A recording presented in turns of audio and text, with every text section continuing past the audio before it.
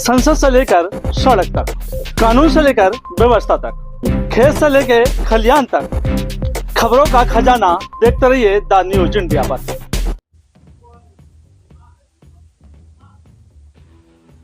बड़ी दुखद घटना है फोर्टिस हॉस्पिटल, जो कि देश के अंदर विदेशों के अंदर भी नाम है, और इतना गंदा काम कर रहे हैं, ये जनता को लूट रहे हैं। उस बच्चे की डेथ होने के बाद भी ये पैसे जमा करवा रहे हैं, जबकि उसका क्लेम भी बाकी है। ऐसी लूट खसोट हम होना नहीं देंगे, समझे ना। आज इसको ये बच गए हैं, ये नहीं तो आज इसके हॉस्पिटल को हम वो हाल कर देते, ये जिंदगी बर्बाद। अगर दिल्ली के अंदर अगर ऐसा काम होगा तो हम बख्शेंगे नहीं किसी को। एक्शन लिया जाएगा फोर्टिस हॉस्पिटल के खिलाफ? हाँ, बिल्कुल एक्शन लिया जाएगा। अभी मेरे एसीपी साहब से बात हुई है, FIR लॉन्च करके पूरी कार्रवाई करेंगे। अभी मैं हमारा इसका बजट का वो है, अभी हाउस है, अभी मैं बजट में हाउस में जा रहा हूँ और वहाँ पर ये मुद्दा उठाऊंगा। हमारी बहन रेखा जी को मैसेज चला गया है, समझे ना। अगर ऐसी हरकतें करेंगे, ऐसे ऐसे हॉस्पिटल भी अगर दुनिया को लूटेंगे।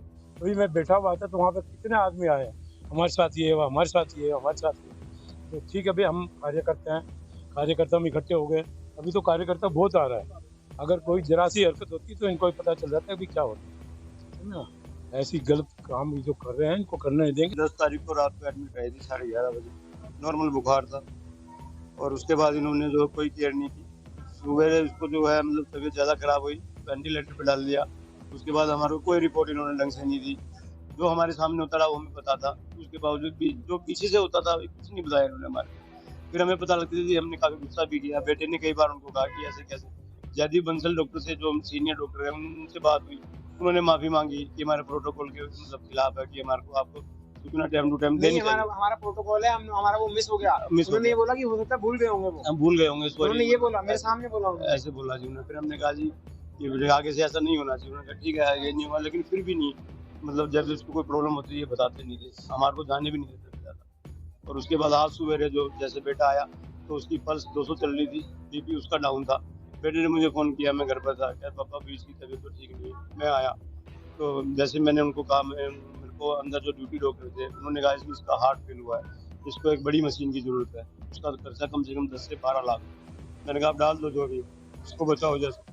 कहते पहले पैसे जमा करो। मेरे का 10 मिनट का टाइम तो चाहिए। 15 मिनट के अंदर 18 लाख रुपए जमा कराए, 12 लाख। हमारी बहन जिसका नाम मानसी, और 20 तारीख से एडमिट थी फोर्टिस के अंदर, फोर्टिस शालीमार बाग। 20 तारीख से एडमिट होने के बाद एक एक दिन करके उन्होंने डायग्नोस करा, जिसके अंदर कोई भी बीमारी नहीं निकली, किसी भी तरीके की कोई भी, ना सर्जरी, ना कोई बीमारी, ना कोई कुछ भी नहीं था उसको, बेचारी सब टेस्ट क्लियर थे। उसके बाद आज बोलते हैं कि लाइफ सपोर्ट मशीन लगानी पड़ेगी हमें, जिसके लिए आपको 15,10,000 रुपए जमा कराने पड़ेंगे। इन्होंने बेचारों ने जैसे तैसे करके रिश्तेदारों से, ना दोस्तों से, दाएं बाएं से क्लिक करके 15,10,000 रुपए इकट्ठे करे और अस्पताल में जमा कराया।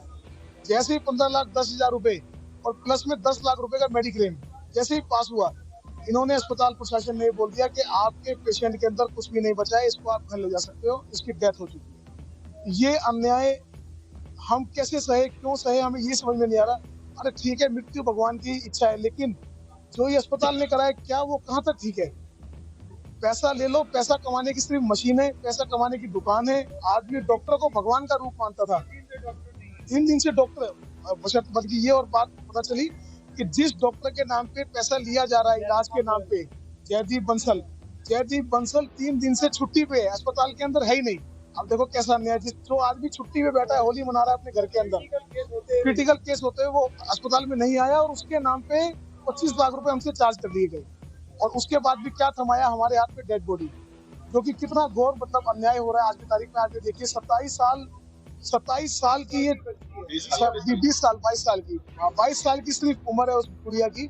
उसने दुनिया भी, जीवन अभी क्या देखा था, कुछ भी नहीं देखा था। माँ बाप की इकलौती बच्ची, टैलेंटेड बच्ची, जो आगे भविष्य में मुझे पता चला इतनी पढ़ाई में अच्छी, शायद पता नहीं देश के लिए क्या करती है। अस्पताल की कितनी लापरवाही मानते हैं ऐसे मामले में अस्पताल में। ये तो मैं समझता हूँ हमारे सामने शायद एक मैटर हमारे घर का क्योंकि मैटर था, अलबत्ता ये तो डेली मैटर है। आज हम 3 घंटे से यहाँ अस्पताल के अंदर खड़े, हर तीमारदार परेशान है कि वो ये कहता है हमसे इतना पैसा ले लिया, हमसे इतना पैसा ले लिया, फिर भी हमें। संसद से लेकर सड़क तक, कानून से लेकर व्यवस्था तक, खेत से लेकर खलियान तक, खबरों का खजाना देखते रहिए द न्यूज इंडिया पर।